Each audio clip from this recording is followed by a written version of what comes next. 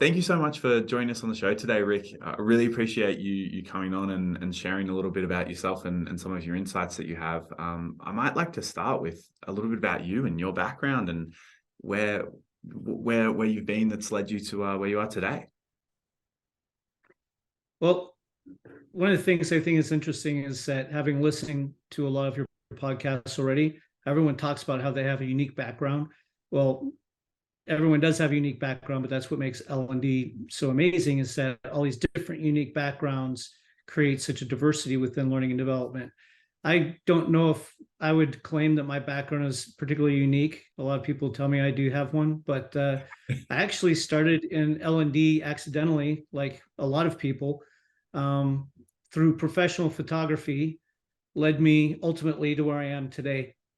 Oh, and yeah, I didn't know I was doing learning and development. I didn't know I was an instructional designer until probably about 10, 12 years after I got, actually about 15 years. I started out with as a firearms instructor for a law enforcement supply store. Oh, wow. But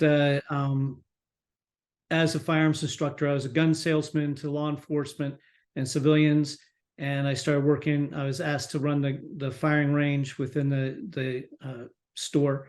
So I was a range master, firearms instructor, and I became an instructor for CCW and other types of things. But I was also involved a lot with graphic design.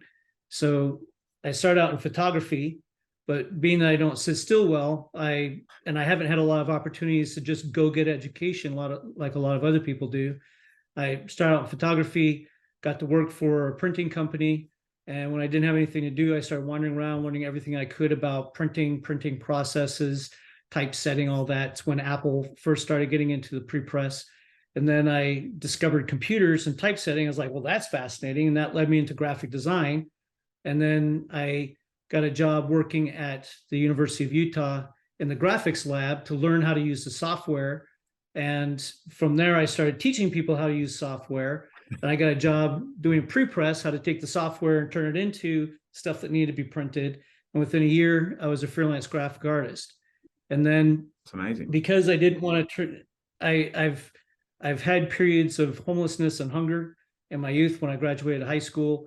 And I learned very quickly that the best way to eat is to have multiple skill sets. So even though I was doing graphic design, I was doing it for international advertising agencies and national print shops. I also had that second job as a firearms instructor and a gun salesman for the law enforcement supply store in Utah. So that got me out of the house, kept me from being one of those weird guys who collects cats and hoards things in the basement. And through graphic design and my background and being an instructor, I was asked to teach graphic design to a local vocational school. And they asked me to come in and teach Quark Express, Photoshop, Illustrator, printing press things, color theory, typography, fontography, all that stuff. And I love doing it. But I had to invent a lot of my classes. And I did what I took from my experience as a firearms instructor. The best way to train people how to do something is get them to do it, to have them do it. Give them the theory, give them the practical application, and then assess whether or not they do it. At the time, in the early mid-1990s, I didn't know that instructional design was a thing.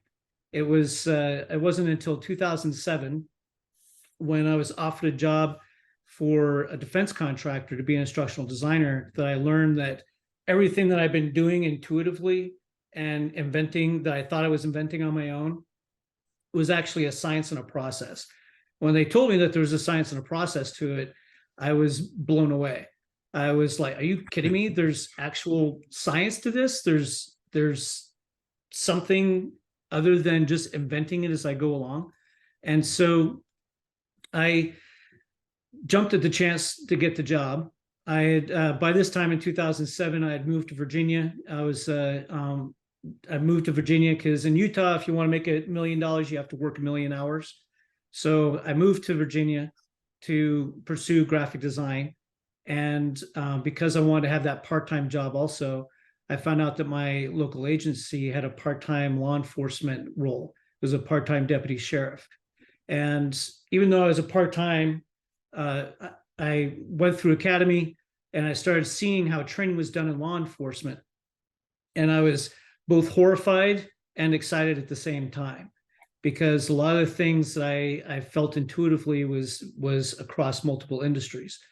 But I was horrified at how poorly law enforcement training was delivered and designed. And at the end of training, my basic training, I told one of our instructors that it was one of the worst experiences I've ever had, that I was really disgusted with how little confidence a lot of people were coming out of the academy with. And yeah, I know I'm making an indictment, but I truly believe that a lot of reform in law enforcement needs to be done in training development. It doesn't start at training, it starts at training development. But getting ahead of myself a little bit. So I was in law enforcement for a decade. And by the time I left, I was a firearms instructor, I was a general instructor, bike patrol instructor, did a lot of, created a number of programs to try to improve the quality of training in my academy. But I was also working for the Defense Department as an instructional designer for an organization called the Personnel Recovery Education Training Center, which is, you hear about POW MIA, right? The person of war missing in action. The PRETSI trains the people who goes and gets those people. Oh, wow. So the training I was developing was for finding and recovering POW MIA.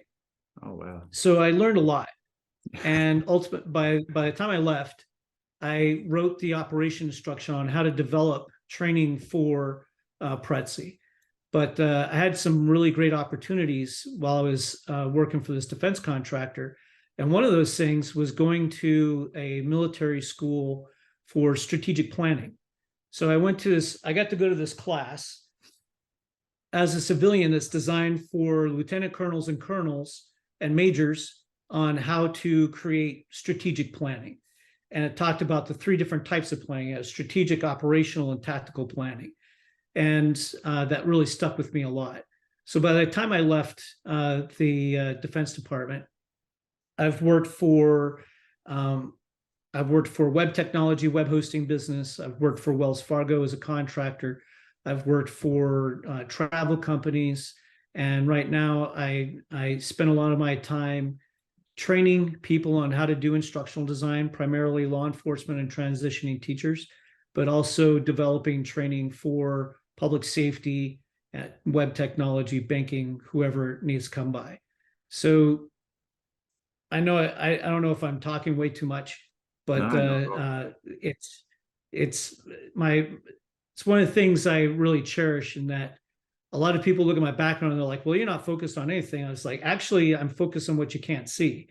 Is that learning and development training, in particular in education, is not specific to one industry, but there are so many industries that do something very well that other industries could benefit from, and they don't know it because everyone's siloed. Every company thinks that they've invented instructional design or they've invented learning and development, and they don't look outside to find out what are other people doing and doing it well. They just promote the guy who did their sales very well to become a trainer. Then they promote that trainer who built a slide deck into an instructional designer.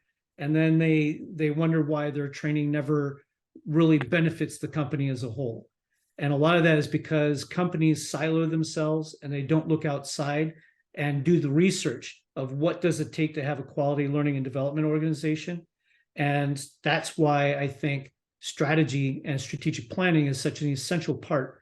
And that learning and development isn't just a cost center or a revenue generator, but it's as important to the development and the success of a business as any other component of a business.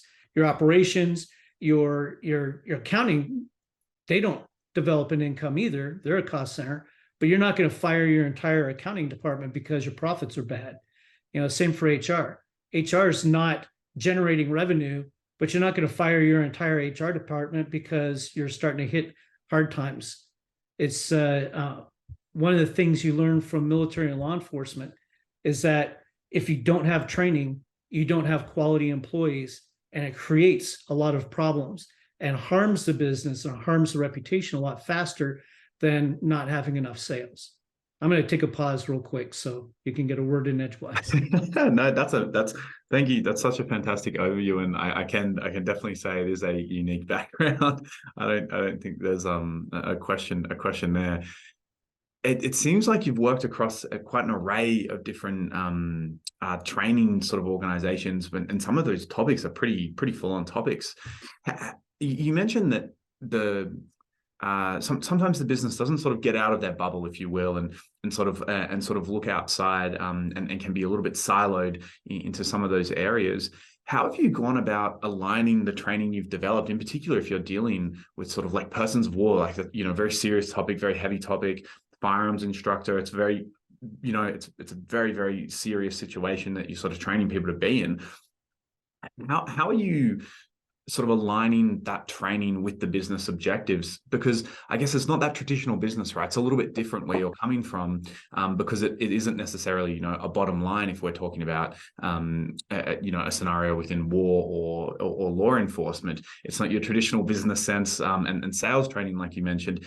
Is there a big difference between the two, or do you sort of find that you have strategies that sort of align regardless of the area that you're in, whether it be a sort of businessy organization or something around that community and safety or military aspect? Well, I found that about the only difference is the seriousness of the decisions being made. Yeah. I've been in interviews before where people will ask me if I can handle making decisions, in high pressure scenarios. And they'll know my background. I'm like, well, is anybody shooting at me? And they laugh like, well, no, nobody's doing that. I was like, then it's going to be pretty easy. Yeah. Because in law enforcement and war, you don't have the time to scrutinize. You're entirely based off your training. To give you an example, I went on a call one time where we had a panic alarm at a bank. I was working midnight shift. A buddy of mine and I were docked, going through our reports. We were just down the street, and the other shift hadn't been released yet. So we went to the call, and I take the backside. He takes the front. I get out. I haven't drawn or anything. And as I'm approaching the door swings open out of nowhere. Dude comes through the back, and I start yelling at him to show me his hands and to stop moving. And as I'm yelling at him, giving him commands, I realize I have my firearm drawn. I have my finger indexed on the frame. And I'm thinking to myself, wow, I didn't shoot him. Training works. Yeah. Wow. Because we're trained to, when we draw, to index our finger, not to go right to the trigger, index, and then analyze the situation. And think about the time it takes to walk to a back door and somebody to come through the door. And I had to make that split-second decision. Is this person a threat?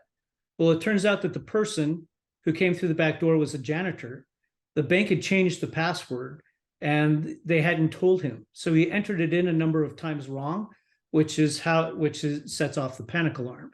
So I'm amazed that I didn't shoot him because of my training. I immediately went to training.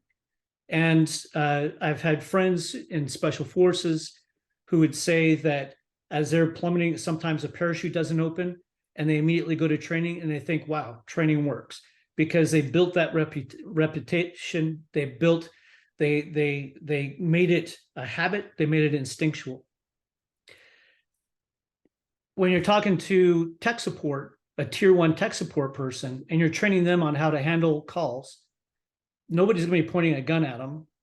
Their life is not at risk, nor is the person that they're talking to at risk.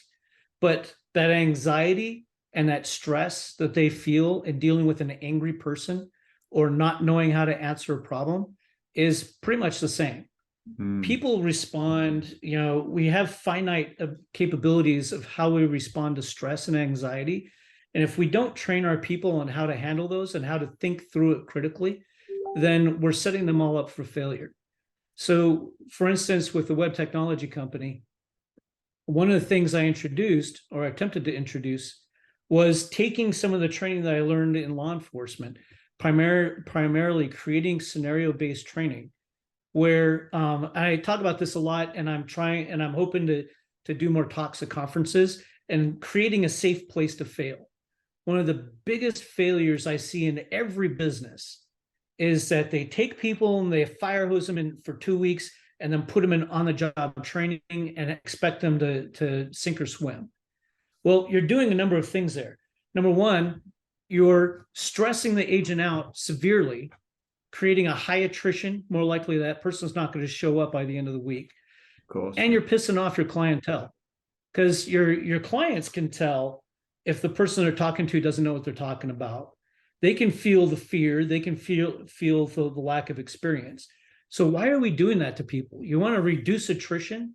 You want to increase retention, because ultimately it's a cost factor. How much does it cost to hire somebody? How much are you paying to train that person to have them quit within 30 days? You know, I've seen estimates anywhere from $24,000 to $80,000 to hire one person. So extend that training a week, and you create a middle path, a middle step in between the classroom where they get to practice, and then you put them in live scenarios where they're actually talking to instructors, taking phone calls, learning how to operate the multiple systems, do the critical thinking, because they're supposed to be engaging the person. They're supposed to be operating 3 or 4 different terminals at the same time, supposed to be researching, collecting data, analyzing information. And then as they, in that week of practical application, as people are achieving it, then you put them in on-the-job training, and they're going to be far more effective. Yep. Imagine putting police and law enforcement in a 2-week class where they just sit in a classroom and get fire hosed with information, and then putting them on the front lines, putting them out on the street and having them interact with people. And that's a lot of the problem that we see with law enforcement issues that we have, is that that there's not enough practical application. But you see that primarily in business, where there's no practical application. Yeah. It's a little bit of role playing in class and then thrown out on the floor. And then companies wondering, why are we losing people? Well, partly it's hiring, partly it's how you're training. It's mostly that you're not giving people an opportunity to fail before they get on the floor. Because if they're failing on the floor, they're failing your business, they're costing you employees, they're costing you reputation. So I think there's a lot of crossover. There's a lot of opportunity for taking lessons learned from law enforcement and military and applying it to business, because you want people who know how to handle stress and pressure, who can think and process information very quickly, relying on policy, procedure, law, and regulation. You're talking about cops and military. You're talking about people who know how to process data very quickly, critically analyze under pressure. But now you're putting them in a situation where they're not going to have to fight. They're not going to have to draw a firearm. They're not going to have to use force. They just get to make decisions and move on. So I think there's a lot of crossover and a lot of opportunity. But because companies are so siloed, and companies put value, they put, it's funny how cross-minded they are, and that they're frustrated because they're losing people. They're not willing to spend the money on an extra week of training, but they're okay losing $80,000 when that person fails out. Yeah, you see what I'm saying? Absolutely. Yeah, that cost of hiring and retaining quickly adds up, you know, if you're continuously cycling through people. And I think as well, it means that you don't get a chance for those individuals to build that internal knowledge within the organization that becomes so valuable, where they know they're there for a long time, and they know that, you know, Mike over here actually used to do that job over there, and they can ask for you know, a bit of help on something that's not necessarily sort of plain as day within that environment. So I think like it's quite critical to try and retain them. Have you found any scenarios where you've sort of developed a system to outline the activities that you would use within them? So you mentioned like a bit of role play and sort of giving them a safe place to fail. How do you break down those activities, the individual learning activities or assets within that role play or that scenario to allow them to fail? And is there anything that you've seen work really well, or anything that you've seen maybe not work so well when sort of undergoing that kind of an exercise? Yeah, there's and that's something that I work on a lot in law enforcement training too, is that when I develop a scenario, for like whether it's law enforcement or whether it's for sales training. I don't just create a little situation and say, okay, this is what you're going to do, and then ad lib it. I actually have it's like an 8-page scenario template where you outline what the objectives are, what the materials are, who the role players are.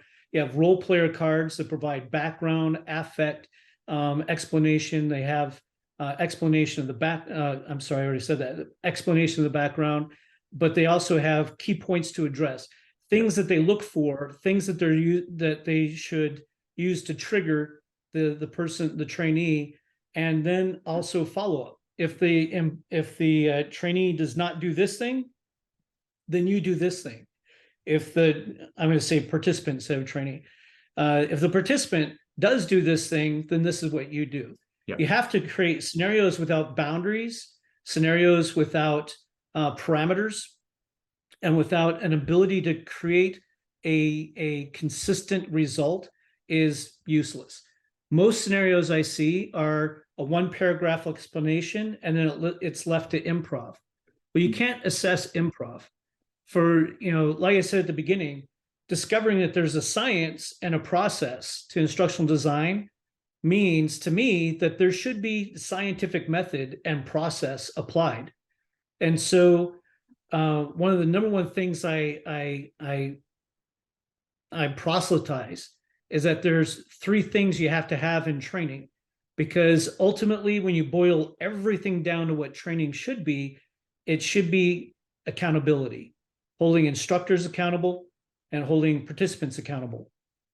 If you don't have consistent material, if you don't have consistency, you can't have continuity. If you don't have continuity, you can't have accountability.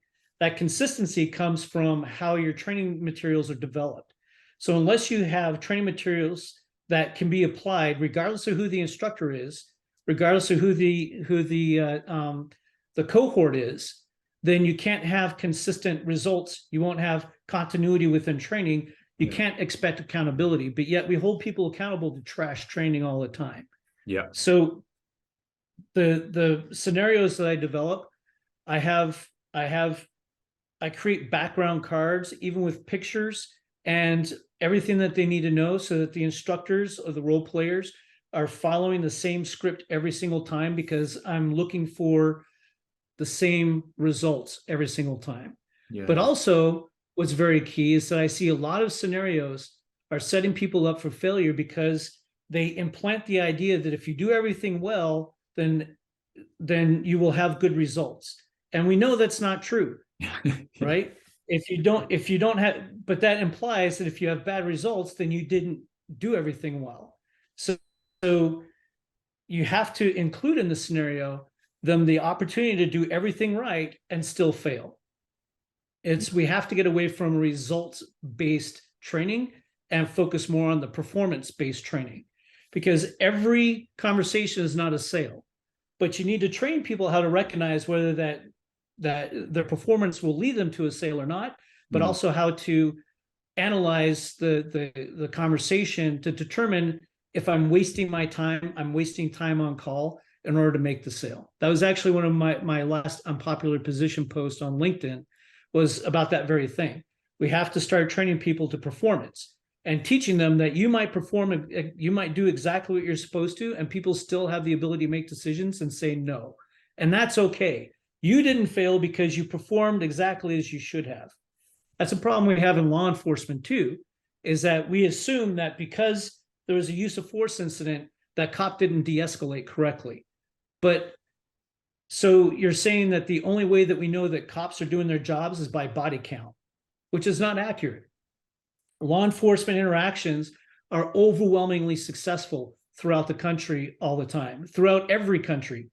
Throughout any country that has quality training, law enforcement interactions are overwhelmingly successful by the lack of body count that we have. But we only measure people for when there's a failure, and we forget that the people that we're interacting with, whether it's sales or whether it's salespeople, whether it's tech support, or whether it's people, the general public, they have choice. They have the option of making decisions, and we have to prepare people for being able to perform correctly regardless of what the result is.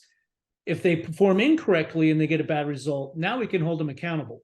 If they perform correctly everything and that person still makes a bad decision, we can't hold the person who did everything right accountable for someone else's bad decision, whether it's a failure to sell or a use of force incident. Yeah, absolutely. And I guess with that consistency comes the ability to sort of start to show results and increases in performance, and changes in behavior that hopefully lead to that. Do you have any sort of recommendations or experience around how to measure and show the outcomes of training? So sort of, I guess, dovetailing a little bit of what you just mentioned around how the outcome might not always be ideal, but if they're following the process, then that they've been trained correctly and the individual's doing the right thing. How have you seen sort of the display of ROI or effective training, and have you sort of benchmarked and measured your training in the past? Well, to start with, I think that unless you have quality, well-designed training materials, and those materials become the codified knowledge of the business, and those materials are delivered consistently across the board, you're measuring behavior, you're measuring independent will and behavior, and not measuring training. Yeah. So, for instance, I developed a course called Instructional Design for Law Enforcement Instructors, because it was shocking to me, after having been a cop for 7 years and training people on how to develop training based on my experience, not knowing that there was this thing called instructional design, how much I got right, but how much I actually got wrong too. And so one of the things I teach in my course, it's a 40-hour course, and the participant guide is 130 pages. Now think about the last time you were in a 40-hour course where you got a 130-page participant guide. That's my point, is that my participant guide, my instructor guide, is a mirror of the participant guide. My participant guide is a textbook. So training should be everything that they should need to know in order to do the business, to do the job, right? And the participant guide should have everything that need to be in there. It shouldn't be on slide decks. Slide decks are just 3x5 cards for keeping track of information. But I come to this from a position based on my military and law enforcement experience, is that you hold people accountable. In law enforcement, if you're training, there are Supreme Court cases.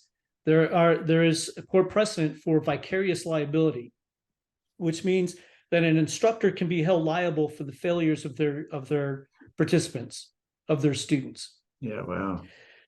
We don't do that in business. But how many businesses are regulated? How many businesses are audited? And if they ever went into the training materials and they saw that a 40-hour course was taught with an 8-page bullet list, how do you validate that you trained anything?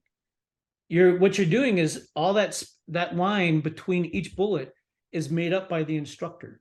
So the first place to start, before you can have anything really measurable, is quality training materials that document everything. Now, once you have consistent documented materials that have been validated, I do a 3-part validation. I learned this from the military, where I train it 3 times and I adjust it before I consider it validated and accurate. But once I have that, now I can start collecting data. If I'm collecting data and I have a scattergram and my materials haven't changed, but I start seeing the assessments drop or the success drop of participants, was it a failure of the instructor, or was it a failure of the participant? Or did something change in the materials? Now you have something to research. A lot of statistics and a lot of measurement that's done in business now is based off of KPIs that don't have any meaning.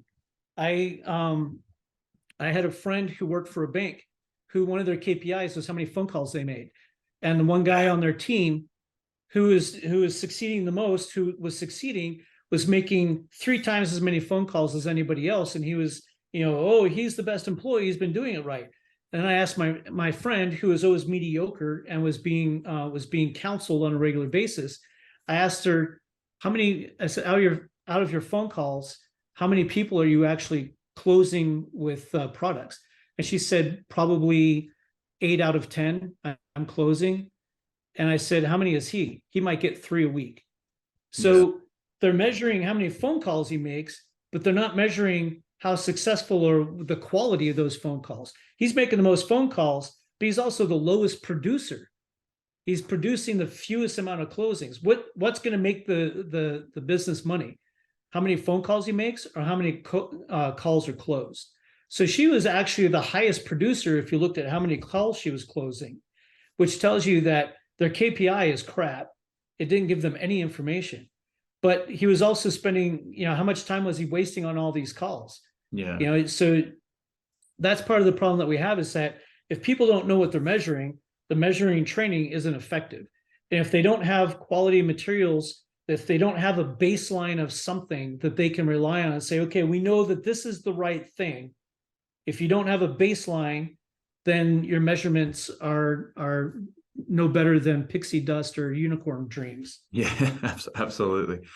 And I guess having that consistent baseline probably allows you to put together sort of and KPIs, I should say, allows you to put together maybe like a budget or some form of a proposal to go out and sort of seek certain types of training. And do you have any sort of advice for anybody listening around that process of how to diagnose and sort of go through putting together a proposal to get maybe buy-in from the broader business to conduct some of these exercises and maybe sort of say, hey, we're not doing so well. We're not giving people a safe place to fail, and it might be quite expensive for us to do this, but hopefully the outcome is X.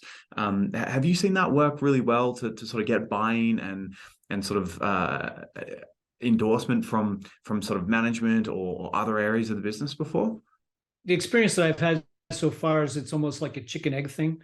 The few times that I was able to do the training the way that training should be done, even after they saw there's one project I work on that was so wildly successful that they increased the people, they increased their hiring from 15 to 300 by the time I left, in order to support this one project that I redesigned the training for. The company still didn't listen to me on all the other projects.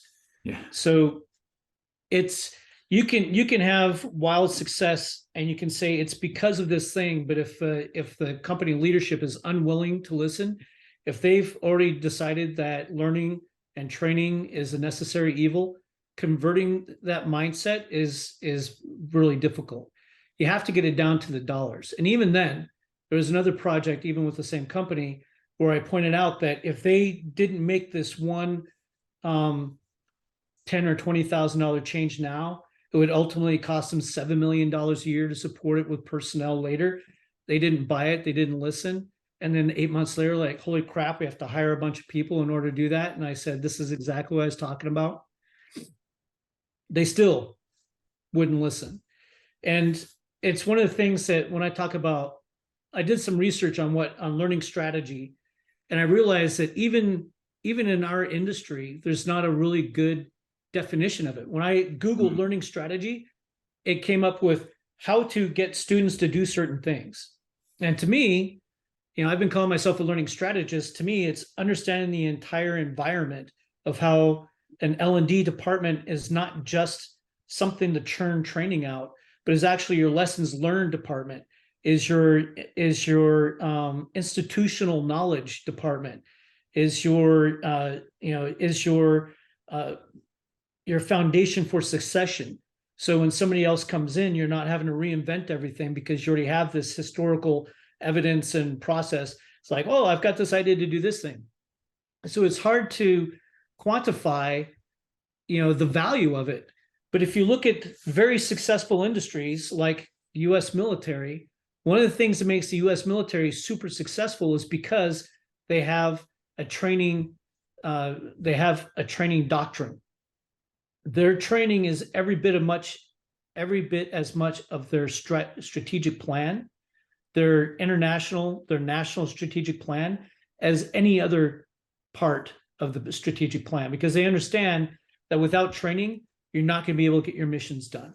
So they have departments dedicated to just lessons learned. After every operation, They have people who are trained to analyze what exactly happened on that operation, to look for the wins, the losses, they do a SWOT analysis on every single mission.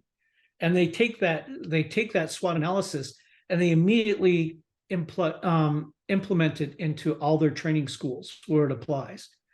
Until businesses are willing to commit to something like that, they're going to be fighting the good idea fairy every 3 years when they have a complete succession turnover. But I have seen, and I've talked to some people who've been able to do that, but they don't realize how expensive it is. To do it right, it is expensive, but there's no reason. One of the things I say is that learning and development can be a profit generator if it's utilized correctly. But even if it's not a profit generator utilized the way I can see it being utilized, it's a profit magnifier. It will magnify the profit if training is allowed to be done correctly. If it's not seen as a band-aid on an amputated an amputated limb, if they're allowed to do the analysis, the planning, if they're allowed to interact with and be involved with other departments, because the areas I've seen training succeed, training was allowed to work with people on the ground in the trenches to see what's going on, work within different divisions, work within different departments, and become the systems and process analysis department. So you don't need a third-party consultant to come in. Your L&D group becomes the third-party independent consultant because they're not beholden to anyone, but they're touching every aspect of the business. I know I didn't really give you a solid answer to it, but when I was hired at a brand new business and they said, we want to build an L&D team, I said, okay, this is what it's going to cost. This is the amount of people that we're going to need. Here's the salaries we're going to need. And I put together a 5-year plan, strategic plan for training people into new roles, how we could turn it into a profit generator by training people for other people within the industry, because they all hop around and poach from one another. So we'll train people to do it, knowing that we're going to get the best people, but we can get other people to pay us to train their people. So I created a profit center for it. And when they saw the expense and they saw the outlay of it, they're like, wow, that's really complicated. And I was laid off several months later. Yeah. So, yeah. So there's a right way of doing it. It's just finding the right people who are willing to see the vision and willing to do the investment. Yeah, that's super interesting. And I found it really interesting what you said about the military and how they really analyze, post-operation, sort of what's happened and doing this update training, yes or no. Is there sort of an underlying methodology that you've used to analyze correlation versus causation in training, and sort of really define that and hone into, I guess, the more detailed aspects of okay, when we do this sort of activity or we train like this way, we get this outcome or this behavior due to that? Yeah, it's so one of the things I think about is that when I was doing that one group that I told you that they grown the team, they were shooting to grow the team to 300 because of the success of the training. I was tasked with redesigning the onboarding training for this team. And I insisted on doing it my way. I said, I need to do a task analysis because they wanted me to design it a certain way. They're like, okay, we want to do this, we want to do this, we want to do this. Fortunately for me, I had a little experience on that team. So I knew that what they were asking me to do was not going to be wholly effective. So I did a task analysis. I did a task analysis of their A performers, B performers, and C performers. But I also asked to look at their cancellation data. I looked at so I got 2,500 lines of code, and I looked at the cancellation data, saw when people were most likely to quit. Their target was to get to people to stay on for 6 months because that would make them profitable. And the cancellation data showed that most people were quitting after 30 days for a subscription-based product. Yep. And then I looked at why were people canceling, and I looked at the A, B, and C performers, and I said, okay, here's the problem. So when we had the results meeting, and I had all my data, I had spreadsheets, I had graphics and all that stuff that nobody is going to read. Nobody cares about that stuff, but I have the evidence. So if they want to challenge me, plot, there's your evidence. After I listened to the primary go on about what he thought needs to be done, and he looked at me as like, am I right? I said the one thing that I was told that this person could never hear. And I said, no. And he was aghast, is like confused. And I waited, and he knew me well enough to know that if I'm telling him no, there's a reason. And he said, okay, why? And then I explained exactly what the problem was, how they needed to be training. And I said, your KPIs show that most people in the current training can take up to 6 weeks to hit their KPIs. And it's not that they don't know the system, it's that they're not setting expectations. When they get people on the phone, you have an expectation of how long it's going to take for them to get proficient to continue their subscription. No one's telling them that. So we need to set expectations right up front. It's going to take you this much time to get proficient in this product. So when we redesigned the training, we had a sudden discovery that I hadn't anticipated, which was super exciting for me, is that we learned that the KPIs, when we adjusted the KPIs to what they should be, instead of 6 weeks to hit their metrics, it was taking them a week. Most people were hitting 3. Within 3 days, they were hitting their KPIs based on the new training. And we found over time, because we had consistent training, and I wrote the materials using the style and methods that I do, so that it didn't matter the instructor, they were getting the same training, doing the same activities, that were doing the thing that they were expecting other people to do. That if they weren't hitting their KPIs within a week, they would quit. And it turned into a predictive model, which is what you want your KPIs to do, is to become predictive, not just historical. Yeah. So within 2 years, that group who had been losing money and only had 15 people on staff grew to over almost 300, going 24 hours a day, and still maintaining the KPIs. If they weren't hitting their KPIs within a week, they're probably going to quit because they didn't want to do the job. So I answered your question, right? Yeah, absolutely. Yeah, no, don't be. It's interesting that you mentioned about the expectation management there, and sort of altering that those expectations, or setting those expectations. Have you had much success in changing the expectations of training and the outcome of training, and sort of how have you, I guess, gone about setting those expectations? Yeah, absolutely. I talk a lot about the 3 whys of training. Why this, and why this way. Those 3 whys is what I give the participant, so they can see that they're not just being trained for the sake of training and to tick a box. Why are you being trained? Because these are the things that we need. Why this? Because based on our research and analysis, this is what we found is what we need to have done. Why this way?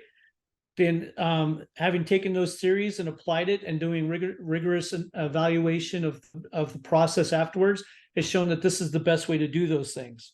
If you follow these processes, you'll have a higher likelihood of success.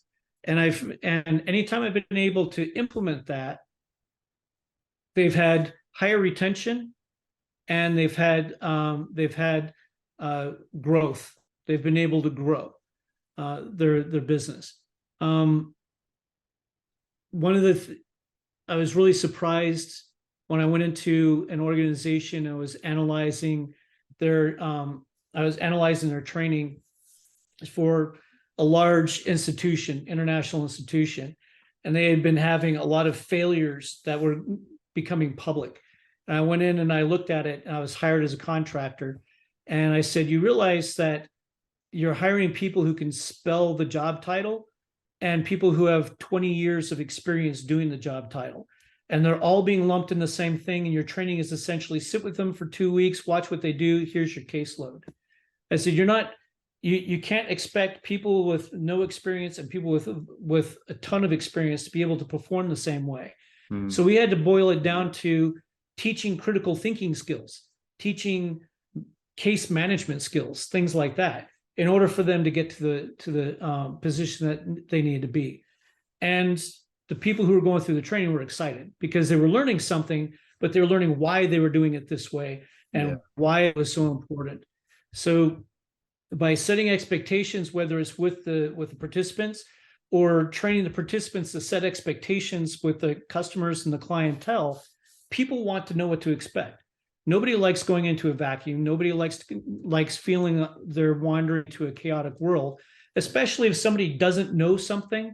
If you sit down and you say, look, it's going to take some time to do this. I'm going to be with you while we go through this. This is my whole job, is to walk you through and get you ready. People are infinitely happy. I've tested it in life. If I go into a business, if I have a problem with something, or if I call somebody, I set the expectation with that person. I was like, look, I know you're really busy. I'm not upset with you. Here's the problem I have. I'm going to be completely patient. It's amazing how much easier I have in solving problems than going in and screaming at people, right? Yeah, but even if somebody comes in screaming, I was like, having been a cop, I go into a lot of calls where people are screaming and pissed off and angry. I have to set expectations. So I set expectations, say, look, I'm here to, help you resolve this problem. I'm just trying to find out what's going on. I'm not coming in with any kind of judgments. I'm here to listen to you and de-escalate the problem. It applies everywhere. Yeah, setting those expectations up front, it sounds like really can make a pretty tremendous impact on the back end of any interaction, right? When you're setting those expectations, have you found that the use of data has been really helpful within sort of, I guess, showing that there's a certain sort of outcome that you're looking for? You mentioned earlier that, when you sort of called out some training, that you had the evidence ready, but maybe you do need it, maybe you might not need it. And how important is that role of data sort of played in your career today? I just like in my unpopular positions, I don't like having opinions. Yeah. Anybody can hold an opinion. I like to hold positions, and my positions are based on reason and facts. I guess I'm Vulcan that way. Yeah. But it's if I don't know something, I've learned early on in life that I tell people I don't know, I will find out. And so if I say I'm going to do something, if I say that I believe that a certain thing needs to be a certain way, I'm going in with that data, I'm going in with that information, I'm going in with the reason. So I want to have data. I need to be backed up. If I don't know, I'm going to go in and say, I don't know. I'm going to go in and say, based on my experience, which is anecdotal, it's not fact or reason. And either people trust me or they don't. To that, though, I have to be willing to recognize and process counterfactual data. So I'm fine for being wrong if you can tell me how I'm wrong and how to be right. But if somebody just wants to challenge me because they don't believe it, that's a different argument altogether. But I oftentimes have found the best data is to let somebody stand on the hill, and when it starts to crumble, come back and say, can I do it the right way now, and get it fixed. I have plenty of, and that's been primarily the most likely times I've been able to show the value of using the science and process of instructional design and learning and development is by putting up, saying, well, the best way to be this. Nope, I want you to do it this way. Okay, we'll do it your way. And then I do it their way. And when it starts crumbling and they're confused, I say, this is why it's not working. You can't train people on Salesforce with a 40-minute PowerPoint presentation. They need to actually go in and play with it. They need to work it. So now will you let me build a simulator? Oh yeah, build a simulator. And suddenly KPI time to adoption is 10 times faster. Yeah, wow. Yeah. So oftentimes it takes, you have to be willing to battle. You have to be willing to face the firing squad, essentially. And if there's anything I've gotten out of all the experiences of my life, is my willingness to take the heat, especially if I know that the data is right. Not me. I don't know if I'm ever right 100%. I need to know that the data, the research, the analysis is on point. But I also want to be challenged. Please challenge me, because if you can find the hole, then you're going to make it a heck of a lot better than if everyone just assumes that I'm right and I move on. Absolutely. Yeah, that's such a I think a good mindset that everybody should embrace. The challenge is fine, and healthy conflict is really good, and it actually lets us get to the best place. My last question for you, Rick, would be, where can people find you now that they've had a bit of a listen to your sort of story and some of those insights that you've got and whatnot? If someone wants to reach out, where's the best place to find more about you? Well, I have I'm on LinkedIn, Rick Jacobs APC on LinkedIn, and I have my website jacobsetal.com, and those are probably the two best ways to find me. And I'm willing to talk to anybody. I enjoy helping people develop and move forward. There are a lot of mentors that have paid it forward for me, so I want to pay it forward for others. Amazing. And I do have some. I have every Thursday and every Friday. I have on Thursdays I have an instructional design process chat. I have that for $10 because I found a paywall filters out the lurkers. I ran into that a couple weeks ago with my Friday learning and development group therapy, which is a free chat for everybody to bounce in and just complain and talk together and brainstorm. But it was punked by a couple kids on Thanksgiving break, so I've had to hide it a little more. Yeah, absolutely. I enjoy helping people learn. It's if you've stopped learning, if you're not willing to learn, then you don't belong in this industry. So anything I can do to help other people learn, I'm happy to. Absolutely. Well, thank you so much for your time. I really appreciate it, and have a great afternoon. Thank you very much. It was a pleasure to meet you. I'm Blake Probitz, and you're watching the Strategic L&D Podcast. If you want to stay up to date with our latest releases, subscribe to our YouTube channel. If you just want the audio, you'll find us on most common podcast platforms, including Spotify and Apple. Enjoy the rest of your day, and we'll see you again soon.